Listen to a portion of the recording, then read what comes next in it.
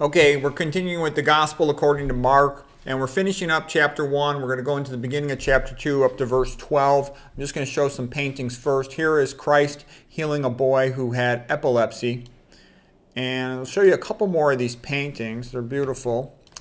This is Christ healing a sick child. This one's by Joseph Brickey. He's a Mormon artist. And the point of all this is that this is just built into Christianity to help people who are sick, to help them to get well, to do what you can. And what is a Christian supposed to do? They're supposed to imitate Christ to the best of their ability. Okay, so it's built into Christianity to try to help other people, and that's a very good thing. It creates a society where people are nicer to each other. This is where Jesus heals a leper. Everyone else is scared of the leper. They run away, but Christ heals the leper. That was also part in the movie Ben-Hur. His mother and sister had gotten leprosy, and Christ healed them. Okay, here is Jesus healing a leper. This one by Jean-Melchior Doze. Okay, here's Christ healing the sick by Gebhard Fugel. Here is Christ healing the sick by Jean-Baptiste Jouvenet. And so part of the point here too is once the word started to get out that Christ was able to heal people, Jesus was able to heal people, more and more people, came requesting help, and he was happy to do it, but also it wasn't the fundamental goal of his mission, but still it's built into Christianity, helping people who are sick to get well. And Christ's way of health is basically doing stuff that we're supposed to do. We're made to walk around in extended family groups, the older people helping the younger people, looking for food, mostly plant food, okay, active in the sun-time, sleeping at night. All right, so here's the lady tries to touch the hem of his garden. There's a great song, best gospel singer is Sam Cooke and the Soul Stirrers. And the song about the lady touching the hem of his garden, I'll actually put it in the description below, the link to it. So this is a very nice painting here by Simon Dewey of the lady touching the hem of the garden. Here's another one. It's also rather beautiful.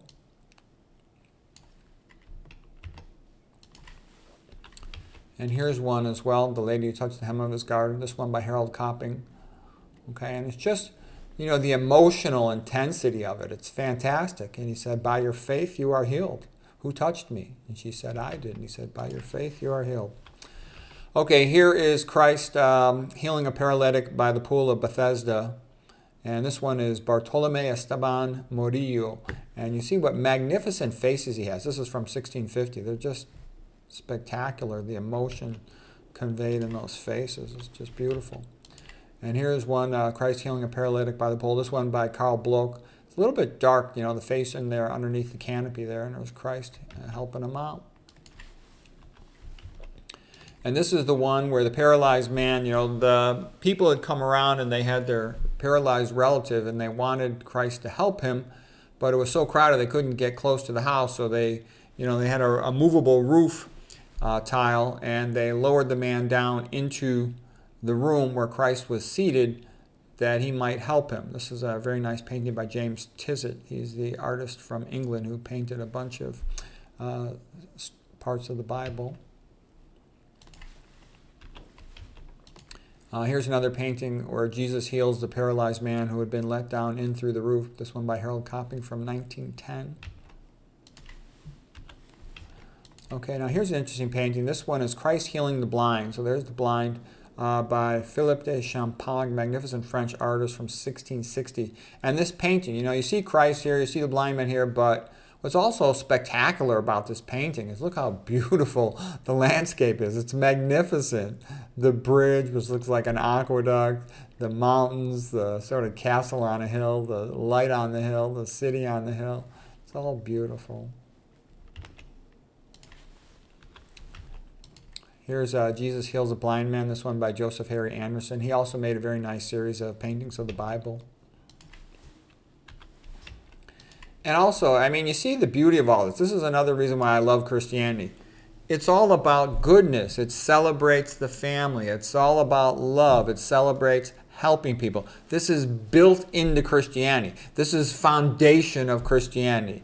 Christ helped people. He healed people. He forgave people. He was nice to people. He told us to be like him. Love thy neighbor, forgive each other, be nice to each other, okay? That's what it's all about. That's what it takes to have a nice society, that this is sort of taught to people, Christian ethics, okay? Christ Healing the Blind Man by Nicolas Poisson, 1665.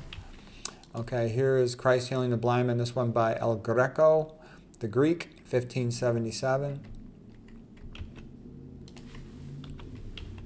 Christ Healing a Blind Man, this one by Carl Bloch. Again, he made a very nice series of paintings of the Bible. What a nice way to spend your life, making paintings of the Bible. What a great thing to do. Okay, so now we're going to actually read the text of the Gospel of Mark. According to Mark, chapter 1, we're going to finish up here. That's verses 32 through 45. And then we'll do the beginning of chapter 2. So, chapter 1, verse 32. That evening after sunset, people brought to Jesus all the sick and demon-possessed, and the whole town gathered at his door. And he healed many who were ill with various diseases and drove out many demons. But he would not allow the demons to speak, because they knew who he was. He didn't want that fully announced yet. Early in the morning, while it was still dark, Jesus got up and went out to a solitary place to pray. Simon Peter and his companions went to look for him, and when they found him, they said, "Everyone is looking for you." But Jesus answered, "Let us go to the neighboring towns, so I can preach there as well, for that is why I have come." So he went throughout Galilee, preaching in their synagogues and driving out demons. Next section here is the leper's prayer. Then a leper came to Jesus, begging on his knees, "If you are willing, you can make me clean." And moved with compassion, Jesus reached out his hand and touched the man. "I am willing," he said, "be clean." And immediately the leprosy left him, and the man was cleansed. Jesus promptly sent him away with a stern warning. "See that you don't tell anyone, but go show yourself to the priest and present the offering Moses prescribed for your cleansing as a testimony to them." But the man went out and openly began to proclaim and spread the news. Consequently, Jesus could no longer enter a town in plain view, but he stayed in solitary places. Yet people came to him from every quarter. Okay, now we're on chapter 2 of the Gospel according to Mark. First section, Jesus heals a paralytic. So, verse 1. A few days later, Jesus went back to Capernaum, and when the people heard that he was home, they gathered in such large numbers that there was no more room, not even outside the door, as Jesus spoke the word to them. Then a paralytic was brought to him, carried by 4 men. Since they were unable to get to Jesus through the crowd, they uncovered the roof above him, made an opening, and lowered the paralytic on his mat. When Jesus saw their faith, he said to the paralytic, "Son, your sins are forgiven." But some of the scribes were sitting there and thinking in their hearts, "Why does this man speak like this? He is blaspheming. Who can forgive sins but God alone?" At once Jesus knew in his spirit that they were thinking this way within themselves. And he said, "Why are you thinking these things in your hearts?" He asked, "Which is easier, to say to a paralytic, 'Your sins are forgiven,' or to say, 'Get up, pick up your mat, and walk'? But so that you may know that the Son of Man has authority on earth to forgive sins," he said to the paralytic, "I tell you, get up, pick up your mat, and go home." And immediately the man got up and picked up his mat and walked out in front of them all. As a result, they were all astounded and glorified God, saying, "We have never seen anything like this." Okay, so we just finished line 12 of chapter 2 of the Gospel according to Mark. And one of the points I want to make here is you can see what is called a high Christology. He's God. I mean, because some people like, Bartimaeus will try to say, "Oh, was he really God? He was just a regular man." No, he wasn't a regular man. He's healing a paralyzed person and all these other people and leprosy or something. It was pretty obvious he was God right from the beginning. So anyways, I hope you found that interesting and, how beautiful it all is. It's all about helping people and being nice to people. Notice how different this is compared to, I love the ancient Greeks and there's a lot of interesting things about the ancient Romans, but their religion was nothing like this. It was more, kind of wild and crazy and entertaining. It wasn't about helping people, and their gods didn't care about the people. And you weren't promised a rational universe.